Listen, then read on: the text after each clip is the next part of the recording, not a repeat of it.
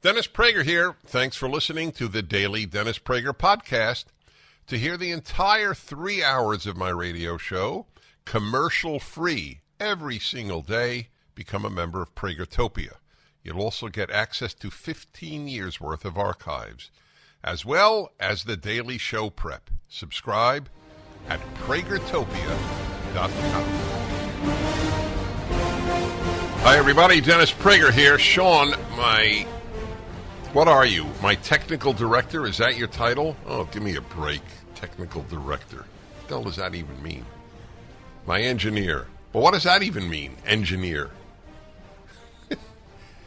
Just wished me a good show. See, he's always a little worried. Will this show really work out?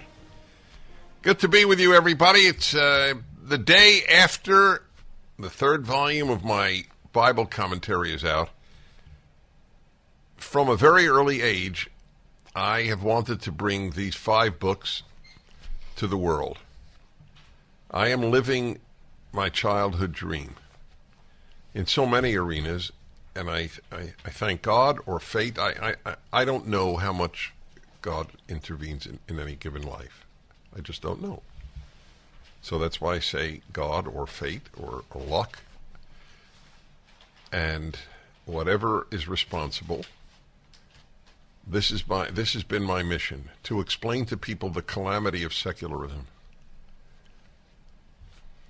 Look at what is happening to America. It's happening all from the secular world and the so-called religious people who have been profoundly influenced by secular society.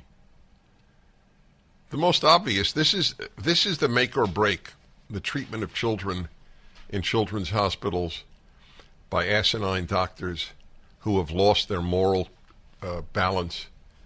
Yeah, you're 15 and you think you're a boy? No problem. Here, let me give you powerful medicines to stop you from menstruating. Because at 15, or at even 11, or at 9, if you say you're a boy, well, by golly, you're a boy! This is what we're supposed to believe. So why can't 11-year-olds have the vote? If they could decide that they're the other sex, why can't they decide whom to vote for? The age of idiocy is the age ushered in by secularism.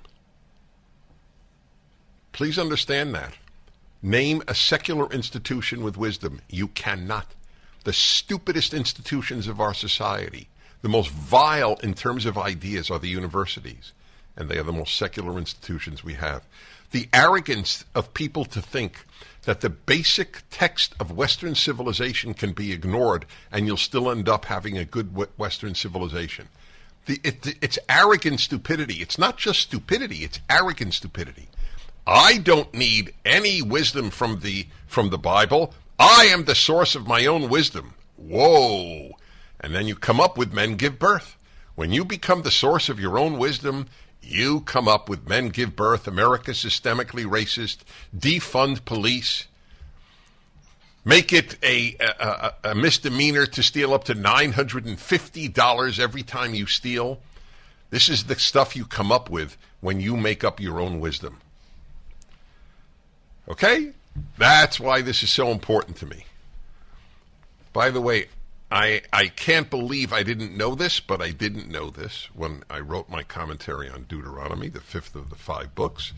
I'm not going in order. I'm now doing the 4th. I'm working on the 4th, called Numbers. My dear friend Jack Hibbs, one of the most eminent pastors in the country, called me yesterday when I was on Brandon Tatum's show. He was listening. Called me during the break when I was talking about Deuteronomy.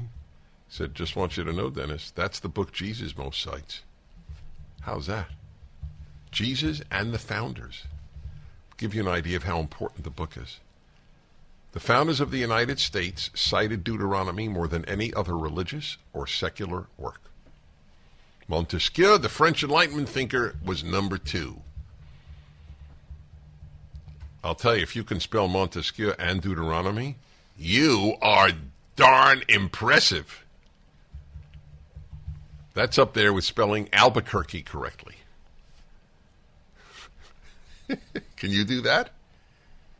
I'm looking at my producer, who is a man of truly great knowledge. Can you spell Albuquerque?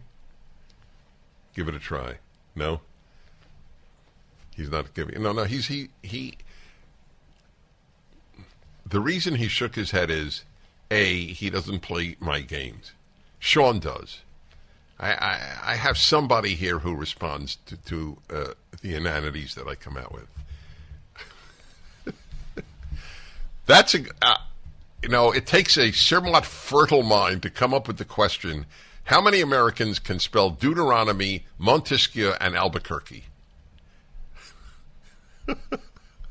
By the way, I can do Albuquerque and Deuteronomy. I don't know Montesquieu. Montesqueu. I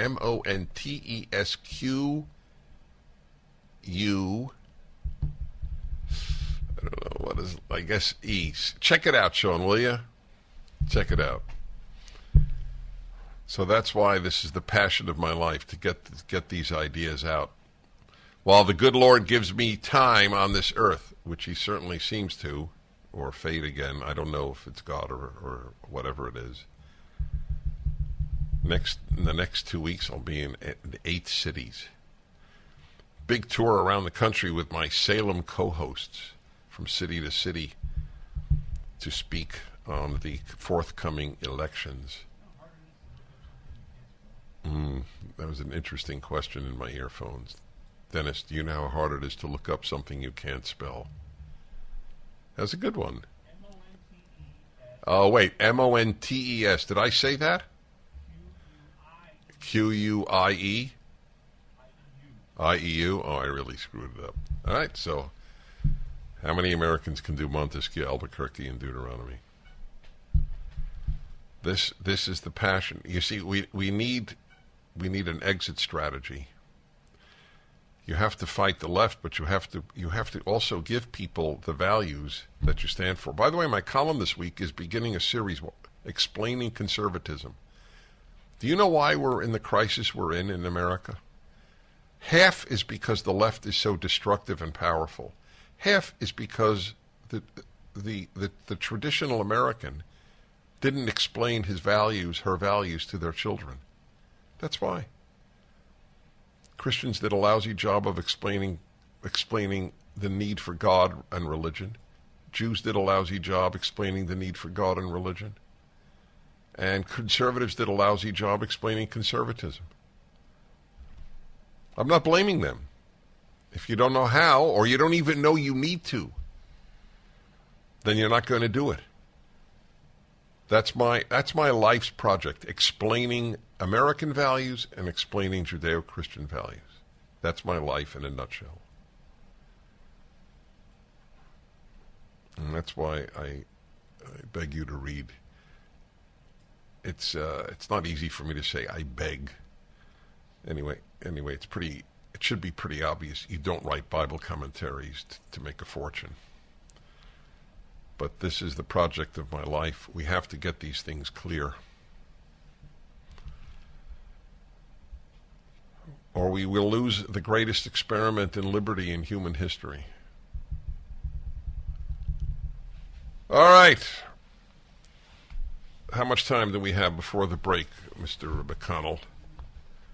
How long is Tulsi Gabbard's comment on why she's leaving the Democratic Party? A minute 20? Oh, so we can play it? Take it away.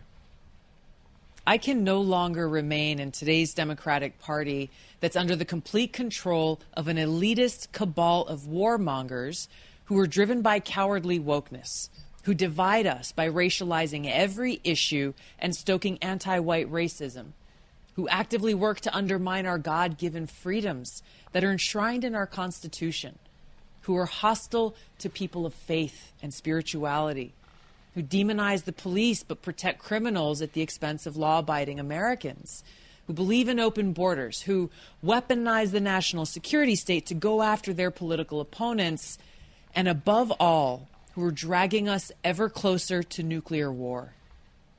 Now, I believe in a government that's of the people, by the people, and for the people. Unfortunately, today's Democratic Party does not. Instead, it stands for a government that is of, by, and for the powerful elite. Now, I'm calling on my fellow common sense, independent-minded Democrats to join me in leaving the Democratic Party. If you can no longer stomach the direction that the so-called woke Democratic Party ideologues are taking our country, then I invite you to join me. Wow. Wow, that's a big deal. That's correct. The woke elite. That's what it is about. Weaponizing the state to go after political enemies. That is exactly what Soviet Russia did. What communist China did. That's what the Democrats are doing.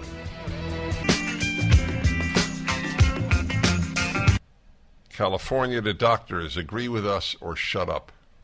Editorial in the Wall Street Journal. The state empowers a medical board to punish misinformation. California Gavin Newsom ran ads in Florida this summer claiming freedom is under attack in your state. It's a classic example of truth is not a left-wing value. I pick my words very carefully. It's not that they set out to lie, it's that truth doesn't matter. That may be the same, but I think my way is more precise. Truth is not a left-wing value. Fighting racism is theoretically a left-wing value, for example. Egalitarianism, theoretically, is a left-wing value. But truth is not. Freedom is attacked in Florida, under attack. He put out such ads. This man is considered presidential material. Well, but as I point out, it's irrelevant which Democrat runs. The ads should have aired in his own state, writes the Wall Street Journal, which is in the land of lockdowns and mask mandates. And under a new state law, doctors may even be punished for disputing the government's public health orthodoxy. These experts are often wrong and loath to admit it, as we learned with pandemic government lockdowns. It's really actually very depressing that I, who have no medical background, knew that the lockdowns were a colossal mistake from the beginning. April 2020, I tweeted and published an article that it was the greatest worldwide mistake in history. There were greater evils, as I point out. It was a mistake. I was precise in my language. People on the left, of course, thought I was nuts. I was right. Doctors were wrong. You have no idea how that doesn't help me feel good about society. I'd much rather be wrong and doctors right when it comes to medicine. You think it brings me joy to think that the medical profession has been corrupted by a combination of hypochondria and wokeness? It's a very scary proposition. Lockdowns, children should not go to school. 2-year-olds should have to wear masks. Remember those crying kids on airplanes? This is not ancient history, folks. A 13-year-old can remember this. California Democrats last month enacted legislation that empowers the state medical board to discipline doctors licensed in the state who, quote, disseminate misinformation or disinformation. See, the New York Times wants to interview me. Have you seen that? Because of my participation in 2,000 Mules. New York Times did what? They want to interview me. Oh, no, I didn't see Yeah. Because it's misinformation if you think that there might have been cheating in the last election. Even if you say you don't even know, which is what I say. I said I don't know for sure, but I think there are legitimate reasons to suspect that there was cheating. They're so totalitarian on the left that even if you accept the fact that Joe Biden is president, that's not enough. It is not enough for you to act properly. You must think properly. Every left-winger is a totalitarian. Liberals are not, they're just weak. But every leftist is a totalitarian. In a totalitarian state, it is not enough to behave properly. You must think properly. If you think there might have been cheating in the last presidential election, that is enough for you to be reviled. You can't think it. That's right. That's the New York Times position. You can't think it, let alone even say it, even though you're not in any way, shape, or form advocating the overthrow of the presidency, of the Biden presidency. So that they're doing this in science. Misinformation is the left wing's euphemism for what we differ with. If we differ with it, it's misinformation. And they laugh at the medieval church for putting Galileo under house arrest. Tell me the difference between the California Medical Board and the Catholic Church putting Galileo under house arrest. I'd like to know the difference. He went against the consensus, and these doctors go against the consensus. Are you telling me that science is based on consensus? You have to be joking. The consensus of doctors in the early 20th century was that masturbation has terrible physical effects on you, including blindness. The consensus? Science is run by the outlier. It's the outlier who finds truth, not the consensus. We take a vote on scientific truth. Is it a vote? Like climate change. Oh, it's the consensus. So what is their terminology? The case is closed? No, not the case is closed. What's the terminology for we have the absolute truth and there's nothing else to be adjudicated. Science is settled. That's right. Settled. Yeah, settled. Since when is science settled? Maybe it's settled on certain basic laws of gravity, for example, and thermodynamics. The science is settled because computer modeling has come out with a certain conclusion. The law grants the board broad discretion in defining the scientific consensus and misinformation. Yet 7 of the board's 15 members who were appointed by the governor and state lawmakers aren't even physicians. The president is an environmental attorney. The president of the California Medical Board. Got to fight, my friends. You got one life. Easy is not the purpose of life. Back in a moment.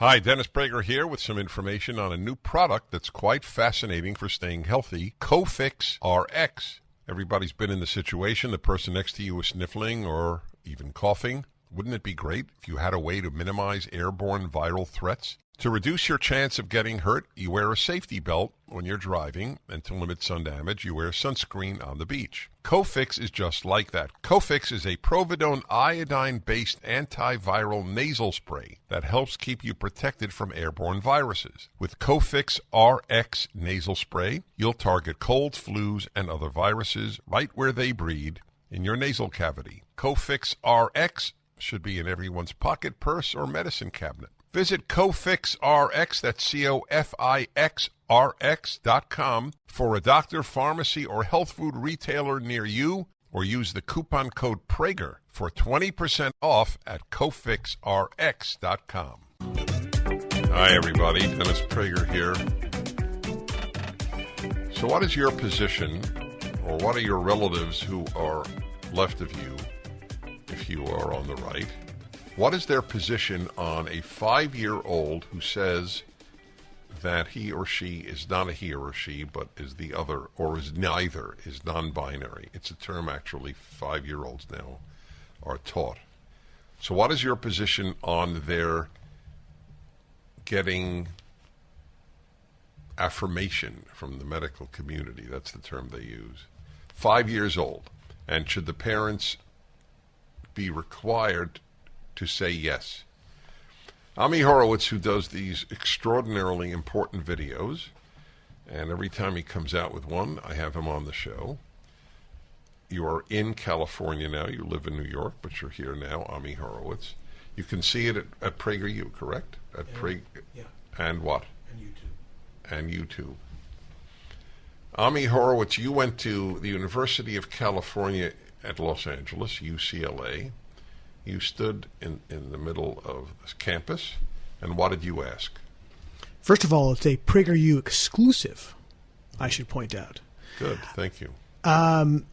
So, okay, why do I do what I do, right? Obviously to help clarify things. That's the main point. And the main clarification I want to make is I want to make liberals understand that the left does not hold the same values that they do. They think they do, right? If you ask people who are liberals, well, does the left believe in open borders? They'll go, of course they don't believe that. Does the left believe in the destruction of capitalism? They look at me and they go, no, that's all right-wing talking points. If I ask them, does the left believe that 5-year-olds should be allowed to medically transition through hormones and surgery, they would again look at me and say, nobody believes that. You're just creating a straw man, a boogeyman. So the videos I do are to prove that that's exactly what the left believes. So I went to UCLA with a petition, hidden cameras, and the petition was for a fictitious young girl of color who is 5 years old who wants to medically transition. And I told them her parents wouldn't allow them. I want you to sign a petition in support of little Annie Rodriguez, 5 years old, who wants to transition. Against her parents' wishes. Correct. Her bad, bad parents won't let her do it. And we need to fight back. And, you know, I would say of the people who stopped to speak with me and listen to the pitch, you know, virtually everybody signed it. Virtually everybody. These were all students at UCLA. Yeah, now obviously. it's self-selective because the people who I'm stopping after they hear this is about a transition of 5-year-old are obviously all people on the left, right? A liberal. So a lot of people I try to talk to them about it and they just walk away. They didn't want to sign a petition. They didn't want to listen. But the people who listened to the pitch virtually all signed it. Okay, so to be fair, it is important that many didn't sign. But that's only because they just didn't want to hear the pitch. They don't want to be bothered. I see. So your point is, of those who heard what I'm asking you to sign, nearly everyone signed. Correct. Okay, which is, of course, fair. A lot of people just ignore signing. Doesn't mean they differ with you. They're trying to get class. Clearly. I'm a crazy person. Right, that's right. Look at me. Yes. Look and sing. I totally get it. So let's play the opening of this video. Well, we will when we can. And I can act it out. You probably could, actually. I want people to understand what you were asking people to sign, that a 5-year-old be allowed to do this against the will of the parents. I'm not talking about putting on a dress, okay? I'm not talking about putting on some makeup.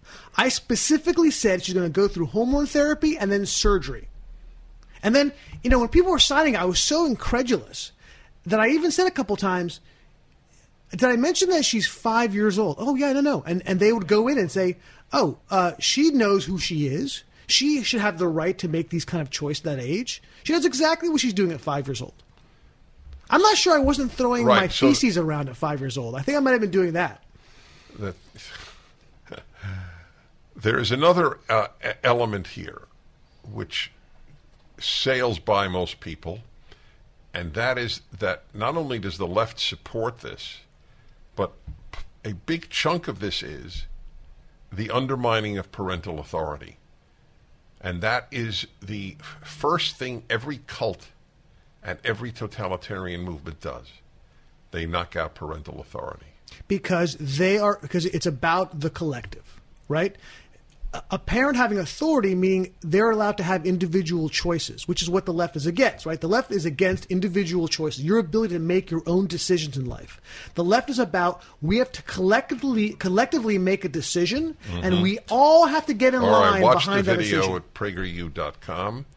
We'll return to Ami Horowitz in a moment. The Dennis Prager Show. Illegal drug trafficking has turned our southern border into a war zone, a war that no one wants to talk about. So that's why I urge you to see Border Battle, the new 6-part limited documentary series from Turning Point USA that exposes the sheer evil and inhumanity of drug cartels and the illegal drug trade. How the drug fentanyl, the cartel Jalisco New Generation, and the Sinaloa cartel have created the worst overdose death crisis in American history. We've never seen this before in the history of our country. Hear directly from Drug and Border Patrol agents about the horrific conditions along the border and what life is really like on the front lines. Watch Border Battle now. Download the full 6-part documentary series at salemnow.com. Use the promo code Prager to get 20% off. That's salemnow.com.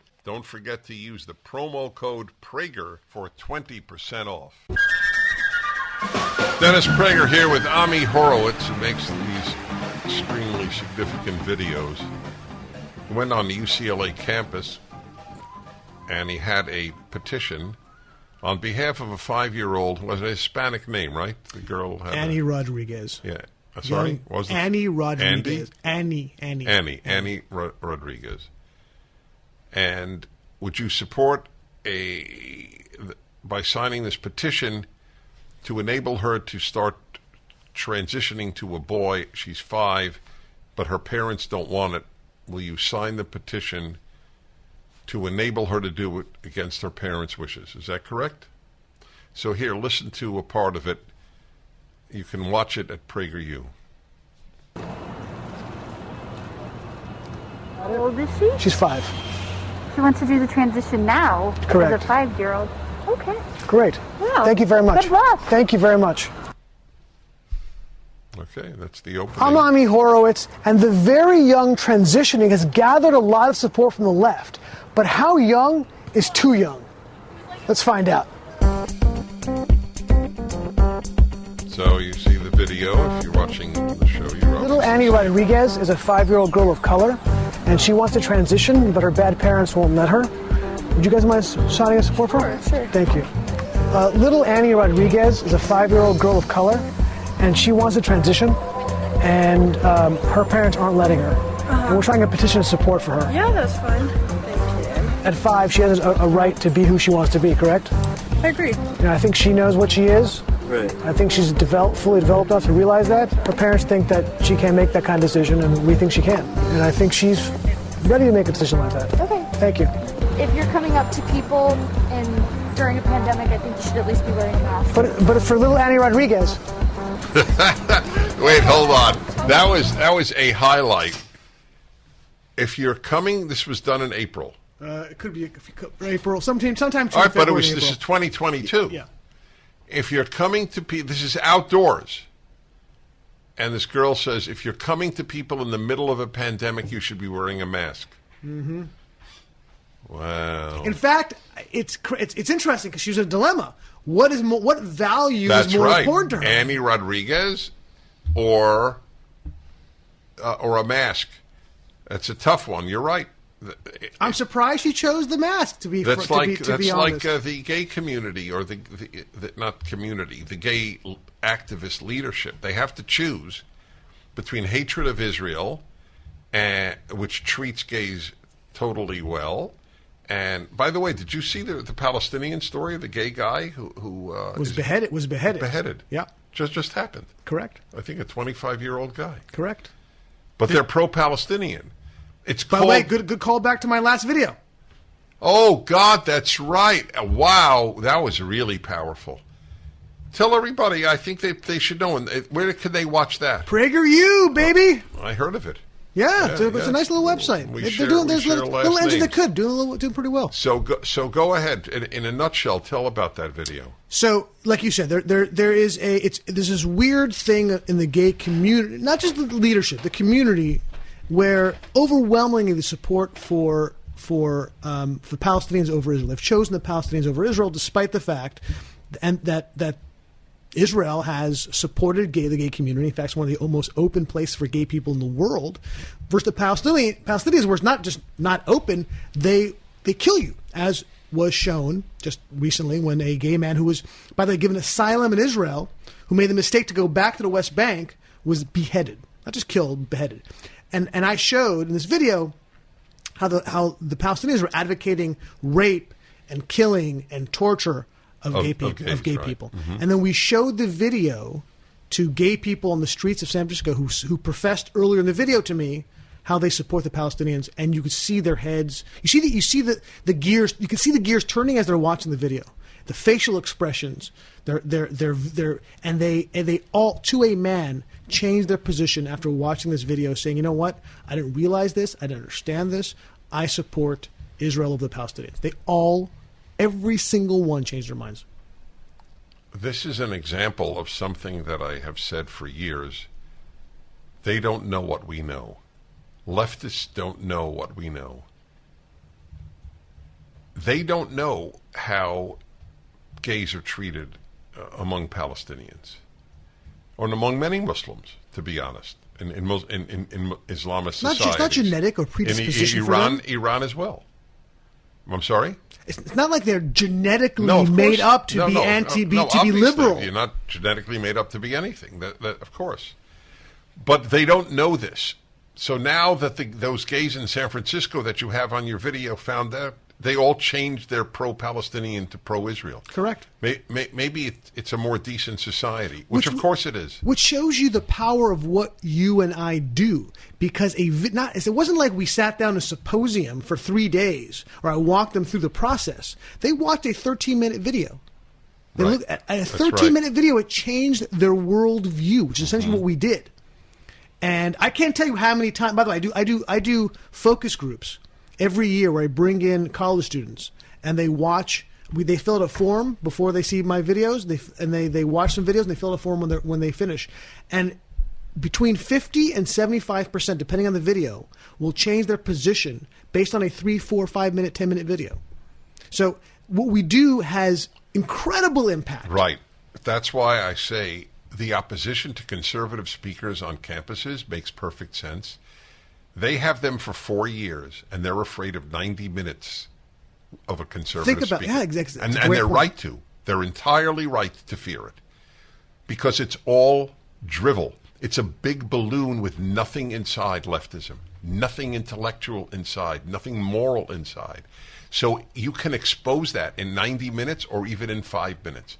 Your video on the gays in San Francisco changing their mind once they realized what happened.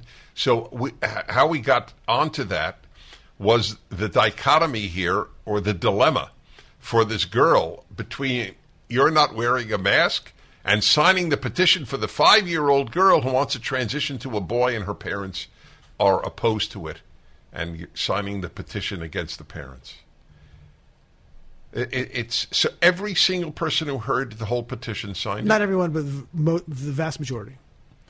So one you showed didn't, who cracked me up. He was at the end. And there were still a couple of others?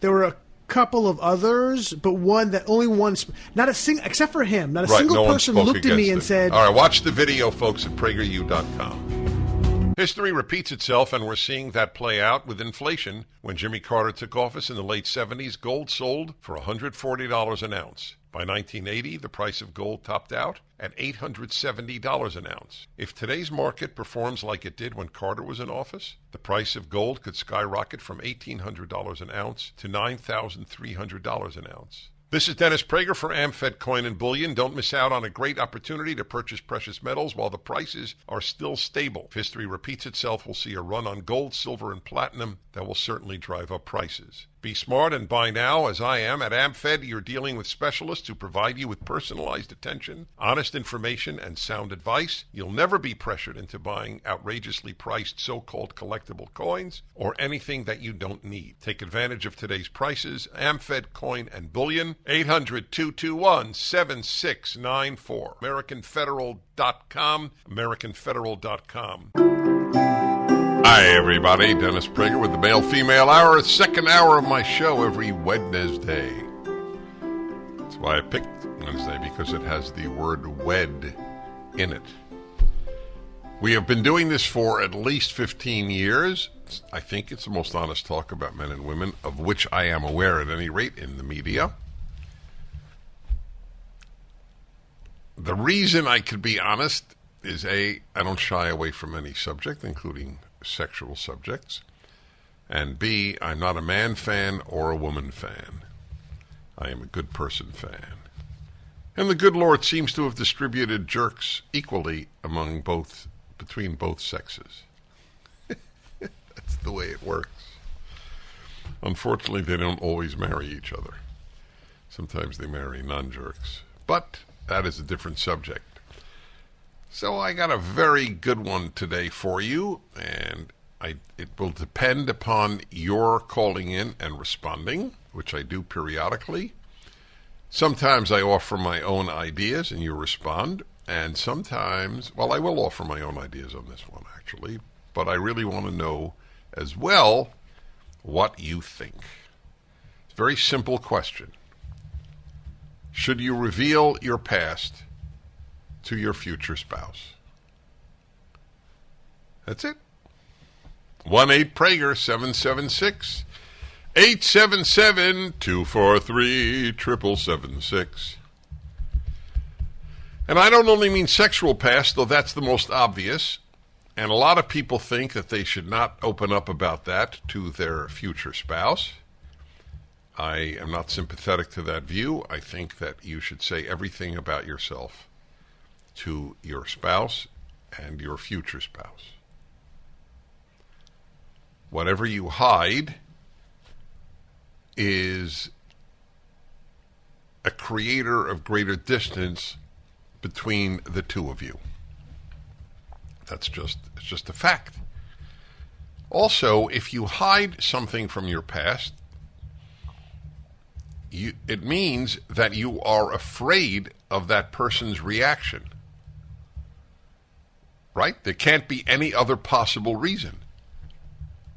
If you were not fearful of their reaction, you would tell them that this is about as simple as life gets. So that means you don't really trust them. Hiding something from your spouse is an indication of non-full trust. If you knew this about me, you might not even marry me, or love me less. The sexual past is an obvious example, but it could be anything. Say you were found guilty of shoplifting. Should you hide that? And I have to say, I think that that's more shameful than a sexual past. 1-8-PRAGER 776-877-243-7776. I've never done this as I don't think, we checked our records, we couldn't find a male-female hour in which this was the subject, but I know that it came up for some reason as a secondary subject on an occasion. And a lot of people thought that you should hide your sexual past, for example, from your spouse.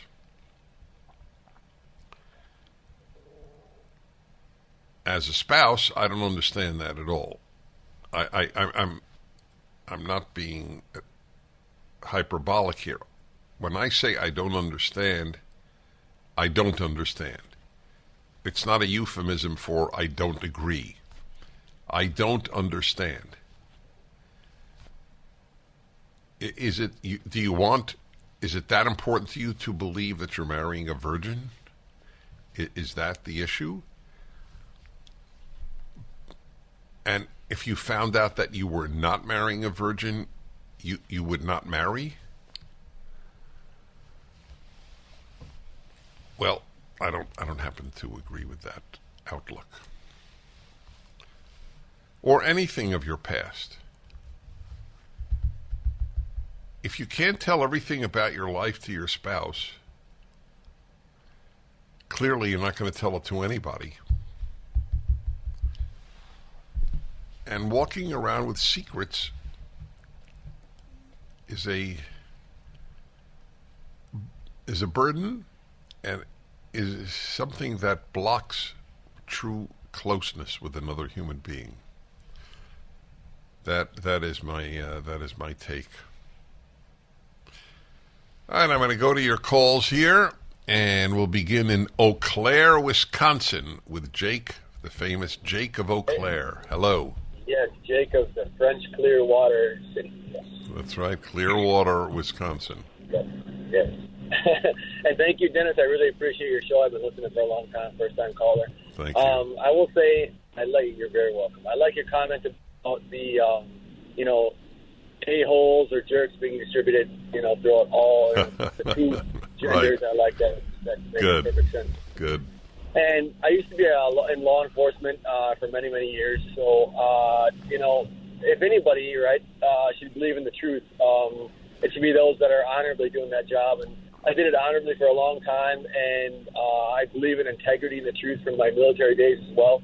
And, I'm 41 years old now, and I found out something recently about myself at the VA, that my brain is a little different. I have, this Rain Man memory, and I can do reports from memory for, hours later and stuff, and that I'm slightly on the Asperger's spectrum. But I didn't really understand that about myself because of maybe the way I was raised, a very male-dominated, alcohol-infused childhood with, certain abuses and all that. But I didn't really realize that. And I'm not blaming anyone. I'm not holding any grudges or anything, or any blame. I know that won't do me any good. But what I'm coming around to say here now is that I recently found a woman who is closer to 30, and I'm 41, but I'm really active. I'm a long-distance runner and a cyclist and all this, and I need someone very active, and she fits the bill for me perfectly. She has been such a godsend in my life, and knowing that she, right off when we first met and we kind of were talking about our lives, and I stressed honesty and integrity, and she stressed that, and how, if you're going to be with someone the rest of your life, does it really matter if they were in search of love, in search of acceptance, and trying to find someone to care for them and love them? And so if they aren't a virgin anymore, that doesn't take anything away from them to me. All right, so you're clearly on my side. I wish you well. I know a man with Asperger's who is one of the most wonderful people I know, and brilliant. I wonder if Asperger's and high intelligence are correlated. Have you ever heard of that? Yeah. Do you think so? In some cases, I think it's Interesting. Christina, Long Island, New York. Hello. Hi. Hi. Hi, Dennis. I agree with you mostly, but I think that there are some things that should probably be told. My ex-husband did not decide to tell me that he had same-sex attraction until about 15 years into our marriage. Wow. And it ruined us. And he said it shouldn't change how I feel about him.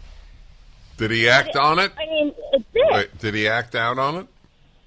Well, he said he never did it, personally, one-on-one.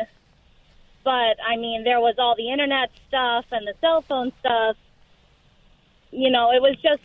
I'm curious. How was your sex life with him?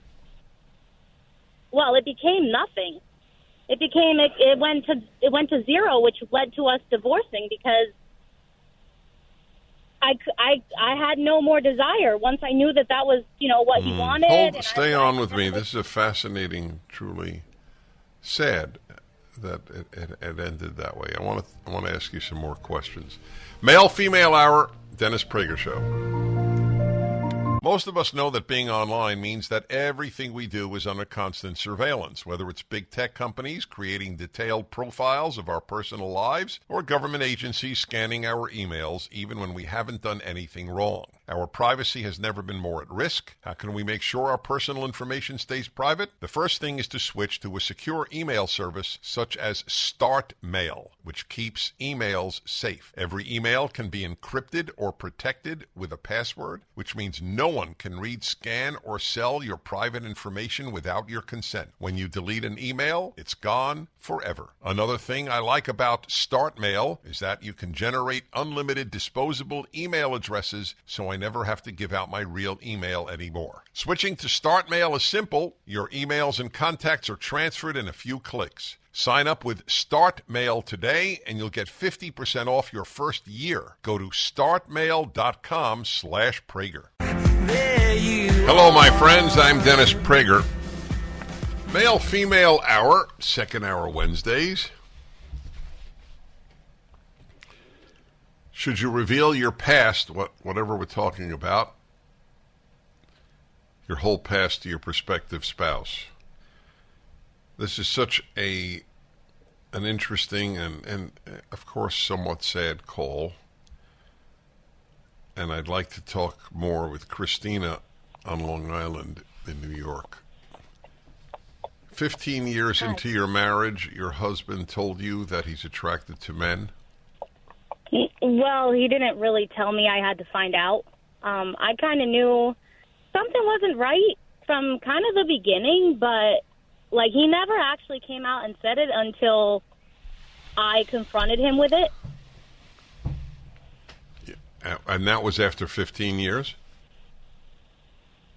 The first, real solid evidence I had was about after 11 years, and then things just kept happening, and I was just like, that's it. I can't do this anymore.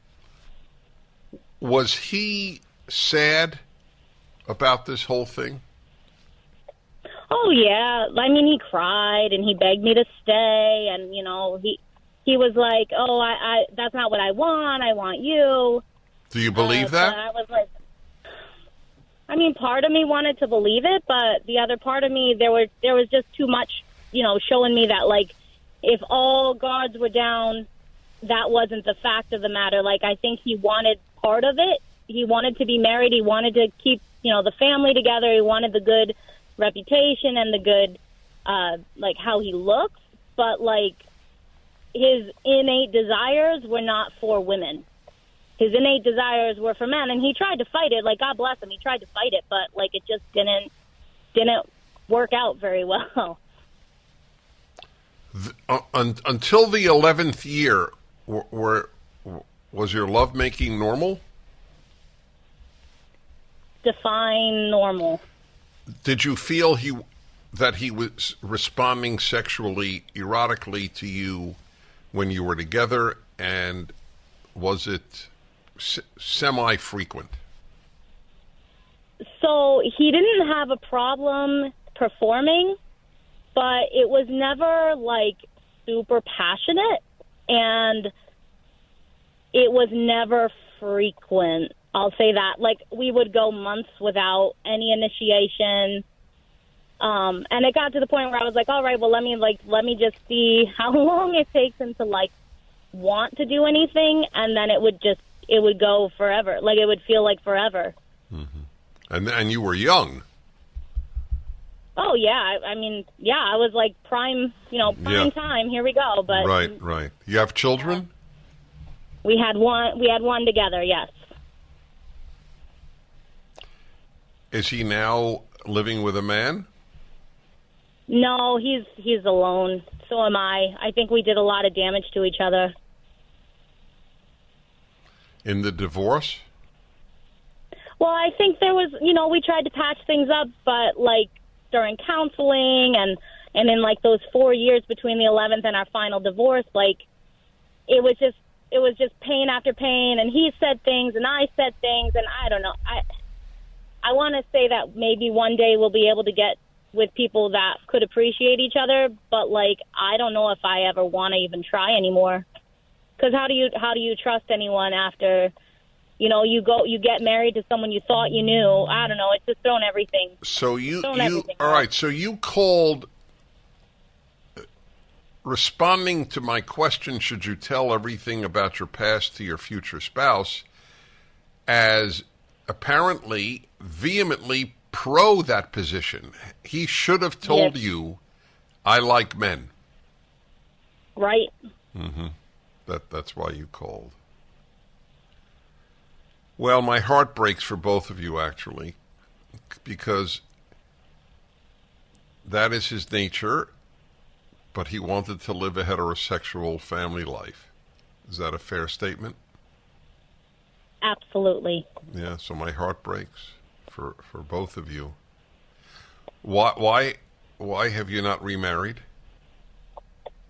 Oh, I mean, I don't trust myself. What does that mean, you don't trust yourself? Well, I thought I knew the guy. Obviously, I married him, and then that shows up, and it just So, blows in up other my words, face. you're That's how afraid you're afraid that you could fool yourself again? Well, yeah. Well, and I also living that many years without really any desire. It really does a number on your self-esteem. Oh my God.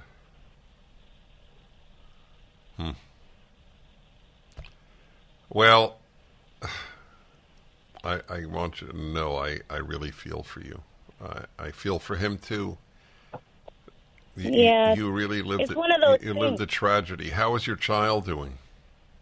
Oh, he's all right. Now it's just mommy and daddy's house splitting up the time. Does he know? We both, does he know that daddy wants men?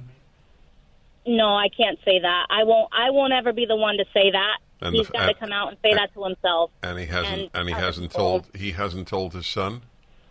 No, no. I don't know if he'll ever tell anyone, really. Oh, wow.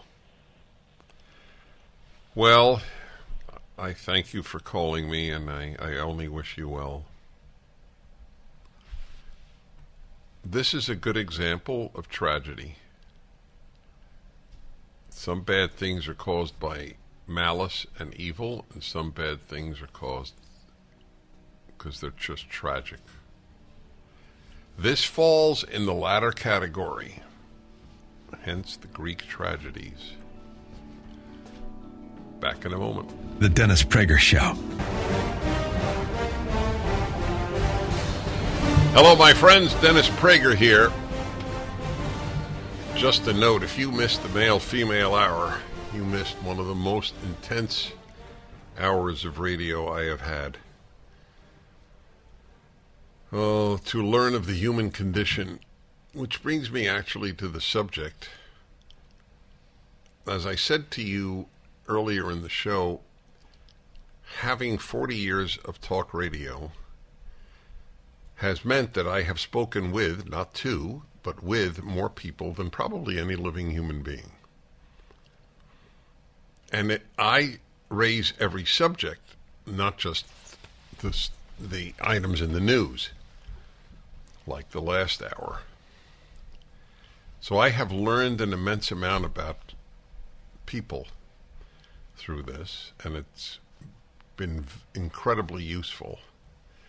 In the commentary on the Bible that I'm writing, the third volume came out yesterday, Deuteronomy, for two reasons. One, I understand people so much better, having spoken with so many. But the other is, I know what people need to confront, the issues that can help their lives. And the man I'm about to talk to on the air is responsible for the Rational Bible Project. As I write in my books, if it weren't for him, this wouldn't have happened. It's as simple as that.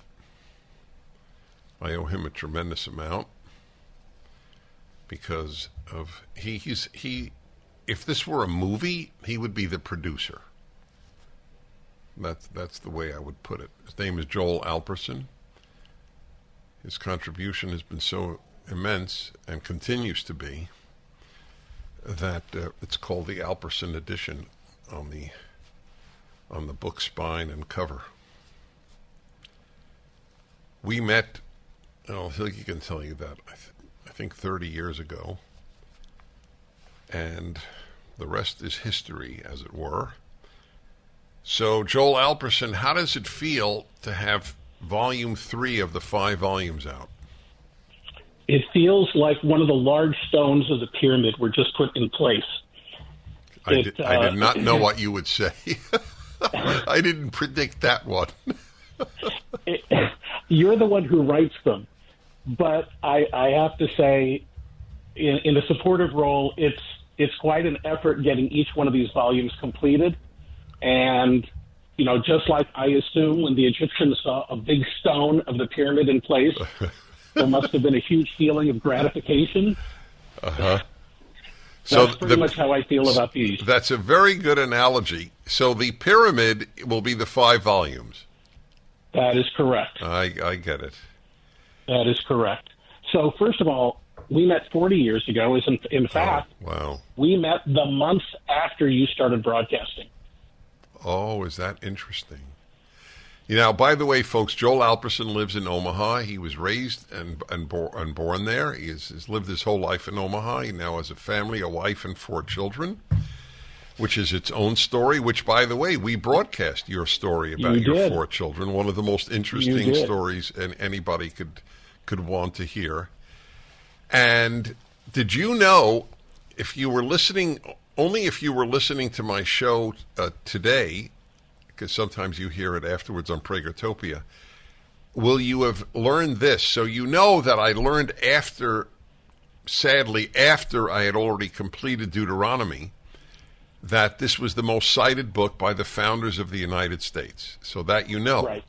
Yesterday, I learned from a dear Christian friend, one of the leading pastors of the country, Jack Hibbs, that Jesus cites Deuteronomy more than any other book. I heard you say that. Isn't that something? Jesus and the founders? It's remarkable. And the average American doesn't even know what Deuteronomy is. You're right. You're right. Well, if you'd permit me, I'd like to make the case for the book that you struggle to make because you feel like it's too self-promotional. So what I wanted to say to your audience is I've read every single Amazon review from both Genesis and Exodus, and now there are 2 up from Deuteronomy. The vast, vast majority of the reviews come from people who appear to be religious. Not all, but the vast majority. And so I wanted to aim my comments at the people who are not so religious, maybe purely secular, but still fans of yours. And I can only imagine for those people, the notion of buying a Bible anything must seem silly, not them, somebody else, for somebody who talks to God or to Jesus every day, but not for them. It may even come off as a religious fairy tale. And so why would they buy a book to explain religious fairy tales? And the answer is that, and this is the reason for this commentary, because there's no shortage of commentaries out there. The reason for the commentary is to bring insights to our modern day lives that no other commentary I've seen or heard of brings. So it actually occurred to me to read a short example rather than just to say it and have your audience just take it for granted that I'm telling the truth. I wanted to give one very brief example. In chapter 11, you write that life consists of both blessings and curses. And so 11:26 says, "See, this day I set before you blessing and curse." So somebody reads that and they say, this is exactly the reason I don't want to buy a Bible commentary. I'm already asleep after I just read that line. And what would there be to say about a line like that? Well, here's what you said. You said, almost everything in life can be both a blessing and or a curse. The day one's child is born is, with a small handful of exceptions, one of the most blessed days in a person's life.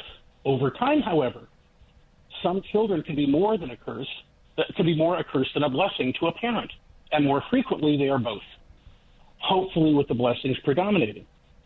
So too for most people, their wedding day is another unalloyed blessing. Like children, however, over time, many marriages are a mixture of curse and blessing, and some are overwhelmingly a blessing and others overwhelmingly a curse. On the other hand, many things that seem like a curse when they occur, losing a job, for example, turn out to be a blessing. how religious does somebody have to be? How God-centered does somebody have to be to derive meaning from an insight like that? This book, even though it comes with the baggage of Deuteronomy and Bible and commentary, is better thought of as a 3,000-year-old self-help book. And a 3,000-year-old self-help book explained by a man that you, the audience, love, that you listen to, you respect, you admire, and you learn from. And he tells you that the foundation of his beliefs, the foundation of his values, the foundation of the principles that he offers on the air come from this set of books. And he's written it in a way so that you can read it as I just read it to you, such that you don't have to feel uncomfortable that you're not religious, or uncomfortable that you don't believe in God, or that the Bible came from God. You can simply be interested in bettering your life. And so I hope if I moved anybody in terms of what I've just said, I hope rather than waiting till the end of the show or until it's a convenient time, I hope while my words are still ringing in your ears that you'll order right now, because later you'll forget or the mood won't be as strong within you. But I started working on this 20 years ago. And that's with getting married, divorced, remarried, 4 4-year-olds at home, all of that, a business to run. I have plenty of other things to occupy me. This project has possessed me because I think it's so incredibly important. And for those who are concerned about where our country is going, and I think that's probably the overwhelming majority of your audience, Dennis, the founders of this country didn't believe our country was possible without these values. So to properly understand where our country needs to go, you have to properly understand what our founders thought was best for this country. And there's no set of books I know of, not just because I've been involved, there's no set of books that I know of that more profoundly explain what the founders thought is powerful about these values than the commentaries you've written. Well, now you folks know why he's the producer. That was so eloquent. Well, thank you, Joel, for everything and for this very eloquent endorsement. I'll see you. You earned it. Thank you. I'll see you when we put out numbers. You got it. I was just reading to you about California's new law that you can lose your medical license if you offer disinformation or misinformation. This is very scary stuff. The Wall Street Journal correctly editorializes against it. Florida Surgeon General, man I know and admire, Joseph Ladapo, Friday advised young men not to get mRNA vaccines after a state analysis found they experienced an 84% increase in cardiac-related deaths within a month of vaccination. He's also recommended against vaccinating healthy children. They're at low risk for severe illness, and the benefits don't clearly exceed the uncertain risks. Would Joseph Ladapo lose his license now if he practiced in California? May well have done so. This has nothing to do with science. This is the left's desire to shut up everyone who disagrees with them, using the FBI, the CIA, the IRS, and now medical boards. That's all it's about. Stifling, crushing dissent. That's it. Because there is no example in the history of the 20th century, when the left began in the Russian Revolution, of the left being in power and not crushing dissent. There is not a single example, from Columbia University to the California medical boards. There is no example of the left in power not crushing people who differ with them. And I'll tell you why. Because if the left allowed dissent, there would be no more left. There would be liberals, there would be conservatives, but there would be no left. And they know it. That's why they can't stand when we show up on campuses. In 90 minutes, we can undo 4 years of indoctrination. I think I did. Look at my University of Wyoming speech. It's on the internet. Under California's new law, a pediatrician who advises children against vaccination could have his license yanked. What do you think of that? So you will not be getting what you understand something now. In California, you will not actually get what your doctor necessarily believes. You understand that? They don't want to lose their license. It's the end of their career. It's the end of their livelihood. The end of the profession they love. Because if they tell you what they really think and it differs with Gavin Newsom, forget doctors. If it differs with Gavin Newsom, you will lose your license. And you know how many liberals know what I'm telling you? 0. Liberals hear no evil, see no evil, speak no evil with regard to the left. It would create too much cognitive dissonance. Liberals know one thing. Republicans and conservatives are my enemy. That's it. That's what liberals stand for. They don't know about this law. They don't want to know about this law. Under California's new law, a pediatrician who advises children against vaccination could have his license yanked. Ditto to a gynecologist who tells a new mother that trace amounts of the mRNA vaccine have been found in breast milk. The latter is true, but the board might determine that it contradicts the consensus that vaccines are safe. The expert consensus has often shifted during the pandemic. The law appears partly aimed at doctors who prescribe such drugs as ivermectin, which I took for half a year, that haven't been authorized by the Food and Drug Administration for COVID. But off-label prescribing is permitted under federal law, of course. A lot of medications are used for something that they weren't originally scheduled for. A lawsuit filed last week by 2 doctors makes a strong argument that California's law violates First Amendment speech rights and is unconstitutionally vague under the 14th Amendment. Even Mr. Newsom seemed to concede this by attaching a statement to his signature on the bill directing the board to punish only, quote, those egregious instances in which a licensee is acting with malicious intent or clearly deviating from the required standard of care while interacting directly with the patient under their care. Yet the law isn't narrowly tailored. Doctors have no way of knowing what will land them in the dock. It will chill discussions between patients and physicians. That's what I just said to you. My dear friends, thanks to the Democrats of California, that loathsome group of people, thanks to them, you will have no way of knowing, none, unless you put your doctor on a lie detector. You will have no way of knowing if your doctor is telling you what he or she really believes.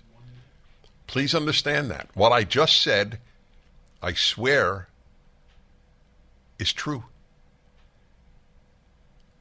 There is no way any longer in California for you to have a clue if your doctor is telling you what he or she really thinks. They might be. I acknowledge that. But you don't know that. You can't know that. Because of the Democrats of California, whom most Californians will reelect, of course. They don't want to know the damage the Democrats and the left are doing. Too much cognitive dissonance. The corruption of the medical profession by the left is example number 25 of everything the left touches, it ruins.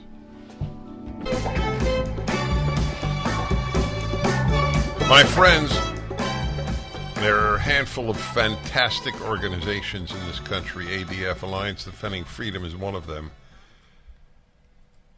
I truly implore you to go to my website and click on their banner and make a donation. It's a fantastic habit to get into, supporting good causes.